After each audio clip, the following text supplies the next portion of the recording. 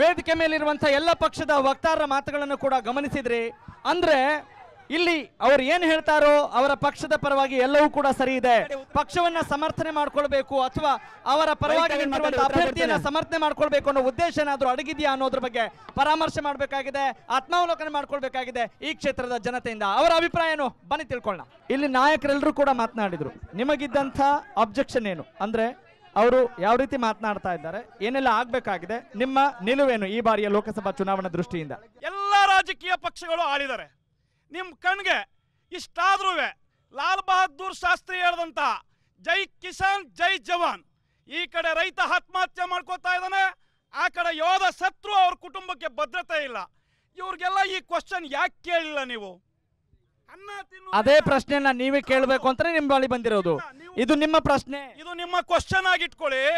ಈ ಅನ್ನ ಬೆಳೆಯೋ ರೈತ ಇವತ್ತು ಏನಾಗಿದ್ದಾನೆ, ಅವನಿಗೆ ನ್ಯಾಯಯುತ ಬೆಲೆಯನ್ನ ನಾವು ಆರಿಸಿದ ಕಳಿಸ್ತವ್ರು ಯಾಕೆ ಕೊಡ್ತಾ ಇಲ್ಲ? ಈ ದೇಶ ಗಡಿ ಕಾಯುವಂತ ಯೋಧನ ಕುಟುಂಬಕ್ಕೆ ರಕ್ಷಣೆ ಇಲ್ಲ, ಅವನಿಗೆ ರಕ್ಷಣೆ ಇಲ್ಲ. ರಕ್ಷಣೆ ಇಲ್ಲದಂತ ಪ್ರಭುತ್ವ ಬೇಕಾ ಬೇಡವಾ? ಆಮೇಲೆ ಪ್ರಜಾಪ್ರಭುತ್ವದಲ್ಲಿ ನಾವು ಎಂಪಿಗಳನ್ನ ಆರಿಸ್ತೀವಿ, ಅವರು ಪ್ರಧಾನಮಂತ್ರಿ ಆರಿಸ್ತಾರೆ. ಅಂಥವ್ನು ಬುದ್ಧಿವಂತ ಆಗಿರ್ಬೇಕು ಹೊರತು ಅಭಿಮಾನಿ ಆಗಿರಬಾರ್ದು. ಈ ದೇಶ ಮಹಾನ್ ನಾಯಕರು ಕಂಡಿದೆ, ಯಾರಿಗೂ ಅಭಿಮಾನ ಆಗ್ಬೋದು. ಇಲ್ಲಿ ಯಾರು ಯಾವ ಪಕ್ಷದವರು ಸ್ವತಂತ್ರ ದುಡ್ಡಿನಿಂದ ನಮ್ಗೇನೂ ಮಾಡಲ್ಲ.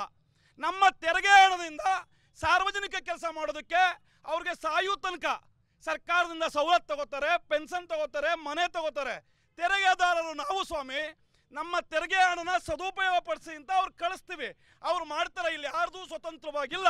ಅಲ್ಪಸಂಖ್ಯಾತರಿಗೆ ಕೊಡ್ತಕ್ಕಂತಹ ಡಿ ಕೆ ಸುರೇಶ್ ಅವರ ಕೊಡುಗೆ ತುಂಬಾ ಅಪಾರ ಕೊಡುಗೆ. ಈ ಹಿಂದೆ ಯಾವುದೇ ಇದ್ದಂತಹ ಸಂಸದರು ಪ್ರತಿಯೊಂದು ಹಳ್ಳಿಗೆ, ಪ್ರತಿಯೊಂದು ಊರಿಗೆ, ಪ್ರತಿಯೊಂದು ಗ್ರಾಮಕ್ಕೆ ಒಂದು ಗ್ರಾಮ ಪಂಚಾಯತಿ ಸದಸ್ಯಂಗೆ ಬಂದು ಕೆಲಸ ಮಾಡ್ತಕ್ಕಂಥ ಒಬ್ಬರು ಸಂಸದರು ಅಂದ್ರೆ ಅವರು ಡಿ ಕೆ ಸುರೇಶ್ ಅವರು ಮಾತ್ರ. ಒಂದು ನಮ್ಮ ರುದ್ರೇಶ್ ಅವ್ರಿಗೆ ಒಂದು ಉತ್ತರ ಕೊಡೋಕೆ ಇಷ್ಟಪಡ್ತೀನಿ. ಡಿ ಕೆ ಸುರೇಶ್ ಅವ್ರದ್ದು ಆಸ್ತಿ 7 ಕೋಟಿಯಿಂದ 350 ಕೋಟಿ ಹೋಯ್ತು ಅಂತ ಹೇಳ್ತಾ ಇದ್ದೀರಲ್ಲ ಸ್ವಾಮಿ. ಅಮಿತ್ ಶಾ ಅವ್ರ ಮಗ ಜಯಂತ್ ಸಿನ್ಹಾದು ಏನು ಇಲ್ಲದೆ ಶೂನ್ಯ ಇದ್ದಂತ ಆಸ್ತಿನ 800 ಕೋಟಿ ಹೆಂಗಾಯ್ತು ಅಂತ ಉತ್ತರಿಸ್ಬೇಕು ಅವ್ರೀಗ. ಸರ್, ನಮಗೆ ಈ ದೇಸಕಾಯಿ ಚೌಕಿದಾರ್ ಬೇಡಿ. ನಮಗೆ ನಮ್ಮ ಕ್ಷೇತ್ರಕ್ಕೆ ಬೇಕಾಗಿರೋದು ಡಿ ಕೆ ಸುರೇಶ್ ಅವರು. ಯಾಕೆ ಅಂತೀರಾ? ಕಾರಣ ಮೋದಿ ಅವರು ಚೌಕಿದಾರ್ ಅಂತೀರಿ. ಹೇಳ್ತೀನಿ ಕೇಳಿ, ಅವ್ರು ಹೇಳ್ಕೊತಾ ಇರೋದು, ನಾವೆಲ್ಲ ಹೇಳ್ತಾ ಇರೋದು. ಅವ್ರ ಚೌಕಿದಾರ್ ಅಂತ ಹೇಳ್ತಾರೆ, ಅದಕ್ಕೆ ಅರ್ಥನೇ ಇರಲ್ಲ. ಕಾರಣ ಇಷ್ಟೇ, ಇವತ್ತೊಂದು ದಿನ ಇಮ್ರಾನ್ ಖಾನ್, ಒಬ್ಬ ಕ್ರಿಕೆಟ್ ಆಡುವಂತ ಇಮ್ರಾನ್ ಖಾನ್ ಏನ್ ಹೇಳಿಕೆ ಕೊಟ್ಟಿದ್ದಾನೆ ಗೊತ್ತಾ? ಮೋದಿ ಗೆದ್ದೆ ಅಷ್ಟೇ ನಮ್ಗೆ ಶಾಂತಿ ಮಾತುಕತೆ ಅಂತ ಹೇಳ್ತಾನೆ. ಯಾಕೆ ಇದು? ಮಾಜಿ ಸೈನಿಕರ ಜೊತೆ ಕೆಲಸ ಮಾಡಿ ಈಗಲೂ ಮಾಡ್ತಾ ಇದ್ದೀನಿ. ಜಮ್ಮು ಕಾಶ್ಮೀರದಲ್ಲಿ 285 ಜನ ಉಗ್ರಗಾಮಿಗಳು ಇದ್ರು, ಸೈನಿಕರು ಒಡಸಾಯಿಸರು. ಇವು 280 ಜನ ಮಾಜಿ ಉಗ್ರಗಾಮಿಗಳು ಹೆಂಗ್ ಬಂದರು?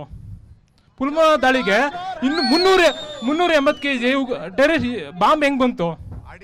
ಇರಿ, ಇನ್ನು 1,45,000 ಜನ ನೇಮಕ ಆಗ್ಬೇಕಾಯ್ತು ಸೈನಿಕರು 5 ವರ್ಷದಲ್ಲಿ. ಯಾಕೆ ನೇಮಕ ಆಗಲಿಲ್ಲ ಅಂತ ನಾನು ಸೈನಿಕ ಆಗ್ಬೇಕಾಯ್ತೆ. ಮೋದಿ ಅಂತಾರಲ್ಲ, ನಮ್ಮ ಮನಮೋಹನ್ ಸಿಂಗ್ ಮಾಡ್ಲಿಲ್ವಾ? ಇಂದಿರಾ ಗಾಂಧಿ ಮಾಡ್ಲಿಲ್ವಾ? ನಾವು ಪ್ರಧಾನಿ ಮಂತ್ರಿ ಆದ್ರೂ ನಾವು ಮಾಡ್ತೀವಿ ಡ್ಯೂಟಿನ. ಅಭಿವೃದ್ಧಿಯನ್ನ ಜಾರಿಗೆ ತರಬೇಕು ಅಂತಕ್ಕಂಥ ಒಬ್ಬ ಅಪ್ರತಿಮ ಮುಖ್ಯಮಂತ್ರಿ ಇದ್ದಾರೆ. ಆ ಮುಖ್ಯಮಂತ್ರಿ ಸರಳವಾಗಿ ಸರ್ಕಾರವನ್ನು ನಡೆಸಬೇಕಾದ್ರೆ ಲೋಕಸಭಾ ಸದಸ್ಯರ ಅನಿವಾರ್ಯತೆ ಜಾಸ್ತಿ ಇದೆ. ಅದಕ್ಕಾಗಿ ಮಾನ್ಯ ಕುಮಾರಸ್ವಾಮಿ ಅವರ ಕೈ ಬಲಪಡಿಸಬೇಕಾದ್ರೆ ನಾವು ಸುರೇಶ್ ಅವರನ್ನು ಗೆಲ್ಲಿಸಬೇಕು. ಅಭಿವೃದ್ಧಿಯ ವಿರೋಧಿಯಾಗಿರ್ತಕ್ಕಂಥ, ಜನ ವಿರೋಧಿಯಾಗಿರ್ತಕ್ಕಂಥ, ರೈತ ವಿರೋಧಿಯಾಗಿರ್ತಕ್ಕಂಥ ನರೇಂದ್ರ ಮೋದಿ ಸರ್ಕಾರ ಇವತ್ತು ರಾಜೀನಾಮೆಯನ್ನು ಕೊಡಬೇಕು. ಕಾರಣ ಯಾಕೆ ಅಂತ ಹೇಳಿದ್ರೆ, ರಫೇಲ್ ಪ್ರಕರಣದಲ್ಲಿ ಮೋದಿ ಅವರನ್ನು ಪ್ರಶ್ನೆ ಮಾಡಿದೆ ಸುಪ್ರೀಂ ಕೋರ್ಟ್ಗೆ ಬೆಲೆ ಕೊಡ್ತೀನಿ, ನ್ಯಾಯಾಂಗಕ್ಕೆ ಬೆಲೆ ಕೊಡ್ತೀನಿ ಅಂತ ಏನಾದರೂ ಮೋದಿ ಅವರು ಹೇಳಿದ್ರೆ ಈ ಕೂಡಲೇ ಪ್ರಧಾನಮಂತ್ರಿ ಸ್ಥಾನಕ್ಕೆ ರಾಜೀನಾಮೆ ಕೊಡುವುದರ ಮುಖಾಂತರ ಅವರು ಸ್ಪರ್ಧೆ ಮಾಡಿರತಕ್ಕಂಥ ನಾಮಪತ್ರಗಳನ್ನು ತಿರಸ್ಕರಿಸಬೇಕು. ಸಂಸದರಾದ ಡಿ ಕೆ ಸುರೇಶ್ ಅವರನ್ನು ನರೇಂದ್ರ ಮೋದಿ ಅವರೇ ಹೊಗಳಿದ್ದಾರೆ. ಅತ್ಯುತ್ತಮ ಕೆಲಸವನ್ನು ಮಾಡಿ ಅವರ ಅನುದಾನವನ್ನು ಬಳಸ್ಕೊಂಡಿದ್ದಾರೆ ಅಂತ ಸ್ವತಃ ನರೇಂದ್ರ ಮೋದಿ ಅವರೇ ಹೇಳಿದ್ದಾರೆ. ನರೇಂದ್ರ ಮೋದಿ ಹೇಳಿದ್ರು, ನನಗೆ 100 ದಿವಸ ಅಧಿಕಾರ ಕೊಡಿ, ನಾನು ದೇಶದಲ್ಲಿ ಸ್ವಿಸ್ ಬ್ಯಾಂಕಲ್ಲಿ ಇರುವಂಥ ಕಪ್ಪು ಹಣವನ್ನು ತಂದು ಎಲ್ಲ ರೈತರ ಖಾತೆಗೆ ಹಾಕ್ತೀನಿ ಅಂದರು. ಎಲ್ಲ ಹಾಕಿದ್ರು. ಮತ್ತೆ ಪದವೀಧರಗಳೆಲ್ಲ ಪಕೋಡ ಮಾರಿ ಅಂತ ಹೇಳಿದ್ರು. ಇದ ಮೋದಿ ಅವ್ರು ಕೊಡುವಂತ ಉತ್ತರ? ಪಕೋಡ ಮಾರಕ್ಕೆ ಮೋದಿ ಅವ್ರನ್ನ ಪ್ರಧಾನಿ ಮಾಡಿದ್ದು. ಮತ್ತೆ ಸ್ಮಾರ್ಟ್ ಸಿಟಿ ಮಾಡ್ತೀನಿ ಅಂತ ಹೇಳಿದ್ರು, ಎಲ್ಲಿ ಮಾಡಿದ್ರು ಸ್ಮಾರ್ಟ್ ಸಿಟಿಯ? ಮೋದಿಯವರ ಒಂದು ಕರ್ತವ್ಯ, ಅವರ ಕೆಲಸ ಸಾಧನೆ ನಾನು ಮಾಡ್ತಾ ಇದ್ದೀನಿ ಅಂತಕ್ಕಂಥದ್ದು ಅಂದರೆ, ಕಾಂಗ್ರೆಸ್ ಅಭ್ಯರ್ಥಿಗಳು ಲೋಕಸಭಾ ಕ್ಷೇತ್ರದಲ್ಲಿ ಎಲ್ಲೆಲ್ಲಿ ಸ್ಪರ್ಧೆ ಮಾಡಿದ್ದಾರೆ, ಅವರು ಅಭ್ಯರ್ಥಿಗಳು ಮತ್ತು ಅವರ ಬೆಂಬಲಿಗರ ಮೇಲೆ IT ದಾಳಿಯನ್ನು ಮಾಡ್ತಕ್ಕಂಥದ್ದು ಇವರು ದುರುದ್ದೇಶ. ಇವರು ಏನು ಅದು ಮಾಡ್ತಾ ಇರೋದು? BJP ಅವರ ಭ್ರಷ್ಟಾಚಾರ ತೊಡಗಿದೆ ದೇಶದಲ್ಲಿ. ಇವತ್ತು ಸ್ವಿಸ್ ಬ್ಯಾಂಕಿಂದ ಹಣನ ತಗೊಂಡ್ಬಂದು ಬಡವರ ಖಾತೆಗಳಿಗೆ 15 ಲಕ್ಷ ರೂಪಾಯಿಗಳನ್ನ ತುಂಬ್ತೀವಿ ಅಂತ ಹೇಳಿದ್ರಲ್ಲ, ಎಲ್ಲಿದೆ? ಇವರು ಝೀರೋ ಅಕೌಂಟ್ಗೆ 15 ಲಕ್ಷ ಹಾಕ್ತೀನಿ ಅಂತಂದು ಭ್ರಷ್ಟಾಚಾರ ಕೇಂದ್ರ ಸರ್ಕಾರದ ನರೇಂದ್ರ ಮೋದಿ ಅವರಲ್ಲಿ ತುಂಬಿದೆ ಅಂತಕ್ಕಂಥ ಮಾತನ್ನ ನೇರವಾಗಿ. ಏನ್ ಪುಲ್ವಾಮಾ ದಾಳಿ ಬಗ್ಗೆ ಹೇಳ್ತಿದ್ದಾರಲ್ಲ ಇವರು, ಅವತ್ತು ಚೆಕ್ ಪೋಸ್ಟ್ ನಲ್ಲಿ ಒಬ್ಬ ಬಾಂಬ್ ತುಂಬ್ಕೊ ಬರ್ಬೇಕಾದ್ರೆ ಇಬ್ರು ಚೆಕ್ ಪೋಸ್ಟ್ ಬ್ಯಾರಿಕೇಡ್ ನ ಗುದ್ಕೊಂಡು ಬಂದಾಗ 2 ಚೆಕ್ ಪೋಸ್ಟ್ ನ ಗುದ್ಕೊಂಡು ಬಂದಂತ ಸಂದರ್ಭದಲ್ಲಿ 3ನೇ ಚೆಕ್ ಪೋಸ್ಟ್ ಅಲ್ಲಿ ಶೂಟ್ ಔಟ್ ಮಾಡಿ ಸಾಯಿಸ್ತಾರೆ. ಇವತ್ತು ಆ ಯೋಧರ ಮೇಲೆ FIR ಹಾಕಿ ಕೋರ್ಟಲ್ಲಿ ಕೇಸ್ ಇದೆ. ಇವತ್ತು ಅವ್ರು ಶಿಕ್ಷೆ ಅನುಭವಿಸ್ತಾ ಇದ್ದಾರೆ. ಆ ಕಾನೂನನ್ನ ತಂದಂತವ್ರು ಯಾರು? ಬಾಂಬು ದೇಶದೊಳಗಡೆ ಬರ್ಬೇಕಾದ್ರೆ ಅವಕಾಶ ಮಾಡಿಕೊಟ್ಟವ್ರು ಯಾರು ಮಾಡಿಕೊಟ್ರು? ಇವತ್ತು 350 kg ಬಾಂಬು ದೇಶದೊಳಗಡೆ ಬಂದಿದೆ, 44 ಜನ ಸತ್ತಿದ್ದಾರೆ ಅಂತ ಏನು ಪಬ್ಬೆ ಹೊಡಿತಿದಾರಲ್ಲ, ಅದಕ್ಕೆ ಮೂಲ ಕಾರಣಕರ್ತರು ಯಾರು? ಸರ್, ನಾನು ಯಾವ ಪಕ್ಷದ ಪರವಾಗಿ ಮಾತಾಡೋದಿಲ್ಲ, ಬೆಂಗಳೂರು ಗ್ರಾಮಾಂತರ ಪರವಾಗಿ ಮಾತಾಡ್ತೀನಿ. ಈಗ ನಮ್ಮದು ರೇಷ್ಮೆ ಚನ್ನಪಟ್ಟಣ ರಾಮನಗರ ಅವಳಿ ನಗರ ಅಂತ ಮಾಡಿದ್ರು, ರೇಷ್ಮೆ ನಗರಿ ಅಂತಾರೆ, ಬೊಂಬೆ ನಾಡು ಅಂತ ಹೇಳ್ತಾರೆ. ಇವತ್ತು ಬೊಂಬೆ ನಾಡು ಅಂದರೆ ಇಲ್ಲಿಂದ ಅಮೆರಿಕದ ಅಧ್ಯಕ್ಷರು ನಮ್ಮ ಬೊಂಬೆ ತಗೋಗವ್ರೆ, ಫೇಮಸ್ ಆಗಿದೆ ಚನ್ನಪಟ್ಟಣದಲ್ಲಿ. ಇವತ್ತು ಬೊಂಬೆ ನಗರಿ ಅಂತ ಮಾಡಿ ಬೊಂಬೆಯವರೆಲ್ಲ ಸಾಯ್ತಾವ್ರೆ. ಚೈನಾ ಗೊಂಬೆ ಬತ್ತು ಅಂತ ಮಾಡಿದ್ರು. ರೇಷ್ಮೆ ಅಭಿವೃದ್ಧಿ ಮಾಡಿ ಅಂದರೆ ಚೈನಾ ರೇಷ್ಮೆ ಬಂದು ಬೀಳ್ತು ಅಂದರು. ಚೈನಾ ರೇಷ್ಮೆ ಬಂದು ಬೀಳ್ಬೇಕಾದ್ರೆ, ಚೈನಾ ಐಟಮ್ ಬರ್ಬೇಕಾದ್ರೆ MP ಗಳು ಯಾಕೆ ಕ್ವಶನ್ ಮಾಡಿ ಕೇಳಲಿಲ್ಲ ಪಾರ್ಲಿಮೆಂಟಲ್ಲಿ? ಏನು ಮಾಡ್ತೀರಿ ಇವರು? ಕತ್ತೆ ಮೇಯಿಸ್ತಿದ್ರೆ ಯಾಕೆ ಕೇಳಲಿಲ್ಲ? ಅಭಿವೃದ್ಧಿ ಯಾಕೆ ಮಾಡಲಿಲ್ಲ? ಇರಿ ಈಗ ಬೆಂಬಲ ಬೆಲೆ ಅಂತೀರಿ, ಹಾಲಿನ ಬೆಂಬಲ ಬೆಲೆ ಅಂತ ಘೋಷಿಸಿದ್ದೀರಿ. ಒಬ್ಬೊಬ್ಬ ರೈತನಿಗೆ 16,000 ರೂಪಾಯಿ ಹಾಲಿನ ಬೆಂಬಲ ಬೆಲೆ ನಿಂತದೆ. ತರಕಾರಿ ಬೆಂಬಲ ಬೆಲೆ ಕೊಡ್ತೀರಿ ಅಂತಾರೆ, ದಳ್ಳಾಳಿಗಳು ಅವಳಿ ಆಗದೆ.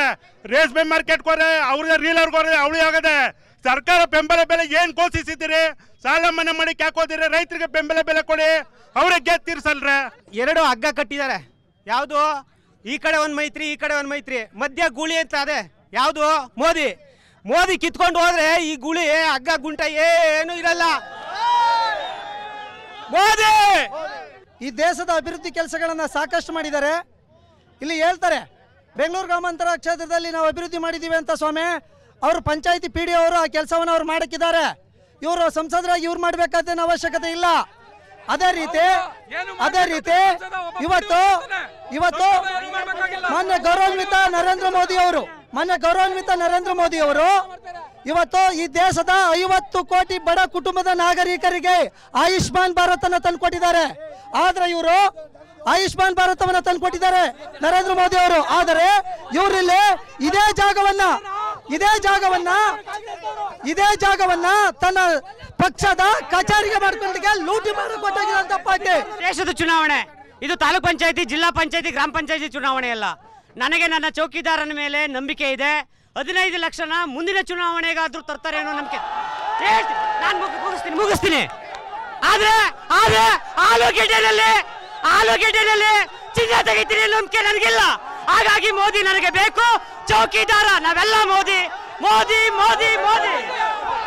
ಬಾಬಾ ಸಾಹೇಬ್ ಅಂಬೇಡ್ಕರ್ ಅವರು 1950ರಲ್ಲಿ ಸಂವಿಧಾನವನ್ನು ರಚನೆ ಮಾಡಿ ಅರ್ಪಿಸಿದಂಥ ಸಂದರ್ಭದಲ್ಲಿ ಮಾತು ಹೇಳಿದರು.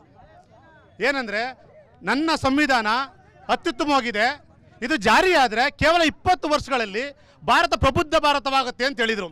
ಇಷ್ಟು ವರ್ಷ 70 ವರ್ಷದಿಂದ ಕಾಂಗ್ರೆಸ್ಸು BJPಗೆ ಆಳಿರ್ತಕ್ಕಂಥ ದೇಶ 70 ವರ್ಷ ಆದರೂ ಇದೇ ಬಡಸ್ತಾನ, ಇದೇ ನಿರುದ್ಯೋಗ, ಇದೇ ಸಮಸ್ಯೆಗಳು. ಒಂದು. ಎರಡನೇದಾಗಿ ಮೊನ್ನೆ ರಾಹುಲ್ ಗಾಂಧಿ ಅವರು ಒಂದು ಮಾತು ಹೇಳ್ತಾ ಇದ್ರು, ಏನು ನಾನು ಬಡತನ ನಿರ್ಮೂಲನೆ ಮಾಡ್ತೀನಿ ಅನ್ನೋದನ್ನು ಮಾತು ಹೇಳಿದ್ರು. ಅವ್ರಿಗೆ ನನ್ನ ಪ್ರಶ್ನೆ ಏನೆಂದರೆ, ಒಬ್ಬ ಮತದಾರನಾಗಿ ಸನ್ಮಾನ್ಯ ಇಂದಿರಾ ಗಾಂಧಿ ಅವರು 1980ರ ದಶಕದಲ್ಲೇ ಕೂಡ ಬಡತನ ನಿರ್ಮೂಲನೆ ಮಾಡ್ತೀನಿ ಅಂತೇಳಿ ಆಶ್ವಾಸನೆ ಕೊಟ್ಟು ಎಲೆಕ್ಷನ್ ಫೇಸ್ ಮಾಡಿದರು. ಅಲ್ಲಿಂದ ಇಲ್ಲಿವರೆಗೂ ಕೂಡ ಇವತ್ತು ಅವ್ರ ಮೊಮ್ಮಗಾದಂಥ ರಾಹುಲ್ ಗಾಂಧಿ ಅವರು ಕೂಡ ಬಡತನ ನಿರ್ಮೂಲನೆ ಮಾಡ್ತೀನಿ ಅಂತ ಹೇಳ್ತಾ ಇದ್ದಾರೆ. ಇವ್ರು ಎಂಥ ಯಥಾಸ್ಥಿತಿವಾದಿಗಳು? ಅಂಥವ್ರಿಗೆ ನಾವು ವೋಟ್ ಕೊಡೋಕ್ಕೆ ಸಾಧ್ಯನಾ? ಈ ದಿನ ಭಾರತ ದೇಶದ ಸಂವಿಧಾನ ಉಳಿಬೇಕಂತಂತಂದ್ರೆ ಬೆಹಂಜಿ ಮಾಯಾವತಿ ಅವರ ಆನೆ ಗುರ್ತಿಗೆ ವೋಟ್ ಹಾಕೋದ್ರ ಮೂಲಕ ಈ ದೇಶದ ಸಂವಿಧಾನ ಉಳಿಯುತ್ತೆ. ಯಾಕೆ ನಾನು ಈ ಭಾರತ ದೇಶದ ಒಬ್ಬ ಭಕ್ತನಾಗಿ, ದೇಶಭಕ್ತನಾಗಿ ನಾನು ಮಾತಾಡ್ತಾ ಇದ್ದೀನಿ. ಇಲ್ಲಿ ದೇಶಭಕ್ತ ಅಂತಂತಂದ್ರೆ ಭಾರತ ದೇಶದ ಬಾವುಟ ಅಲ್ಲ, ದೇಶಭಕ್ತ ಅಂತಂದ್ರೆ ಇಲ್ಲಿ ಯಾವುದೋ ಒಂದು ಪಕ್ಷ ಅಲ್ಲ. ದೇಶಭಕ್ತ ಅಂತಂತಂದ್ರೆ ಇಲ್ಲಿನ ನಿರುದ್ಯೋಗವನ್ನ ಸೃಷ್ಟಿ ಮಾಡಬೇಕು, ಉದ್ಯೋಗಗಳನ್ನ ಸೃಷ್ಟಿ ಮಾಡಬೇಕು, ಇಲ್ಲಿ ಜಾತಿ ವ್ಯವಸ್ಥೆನ ಹೋಗ್ಬೇಕು, ನಾಶ ಆಗ್ಬೇಕು, ಬರ್ತನ ಹೋಗ್ಬೇಕು. ಸರ್ ಒಂದ್ ನಿಮಿಷ. ಆದ್ರೆ ಈ ದೇಶದಲ್ಲಿ ಹಿಂದೆ ಏನ್ ಮೋದಿ ಅವರು ಮೇಲ್ವರ್ಗದವರಿಗೆ 10% ಅನ್ನ ಮೀಸಲಾತಿ ಕೊಟ್ಟಿದ್ದಾರೆ. ಇಲ್ಲಿ ಎಲ್ಲ ಮತದಾರ ಕೇಳಿಸ್ಕೊಳ್ಳಿ, 10% ಮೀಸಲಾತಿ ಯಾರು ಕೊಟ್ಟಿದ್ದಾರೆ ಗೊತ್ತಾ? ಲಿಂಗಾಯತರಿಗಲ್ಲ, ಒಕ್ಕಲಿಗರಲ್ಲ, ತಿಗಳರಿಗಲ್ಲ, ಬೆಸ್ತರಿಗಲ್ಲ, ಕುಂಬಾರಿಗಲ್ಲ, ನೇಯ್ಗರಲ್ಲ. ಈ ದೇಶದ ಮೇಲ್ವರ್ಗದವರಂದ್ರೆ ಬ್ರಾಹ್ಮಣ, ಕ್ಷತ್ರಿಯ, ವೈಶ್ಯ, ಮೇಲ್ವರ್ಗ ಬಲಿಯ ಜಾತಿಗಳಿಗೆ ಕೊಟ್ಟಿರುವಂತದ್ದು. ಇದು ಬಹಳ ಅನ್ಯಾಯ, ಬಹಳ ಮೋಸ.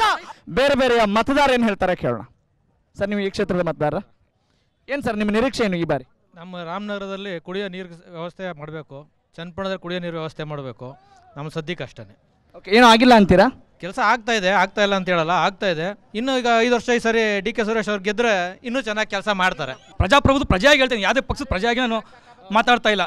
ಯಾಕೆ ಅಂತ ಅಂದರೆ ಈ ನಮ್ಮ ನಾಡಿನ ವಿಚಾರ ಯಾರು ಮಾತಾಡ್ತಾ ಇಲ್ಲ. ಯಾಕೆ ಅಂತಂದರೆ ಕಾವೇರಿ ವಿಚಾರ ಆಗಿರ್ಬೋದು, ಮಾದಾಯಿ ವಿಚಾರ ಆಗಿರ್ಬೋದು, ಮೇಕೆದಾಟು ವಿಚಾರ ಆಗಿರ್ಬೋದು, ಯಾವುದೇ ಸಂಸದರು ಯಾವತ್ತಾದರೂ ಸೊಲ್ಲತ್ತಿದ್ದಾರಾ? ಇಲ್ಲ ತಾನೇ.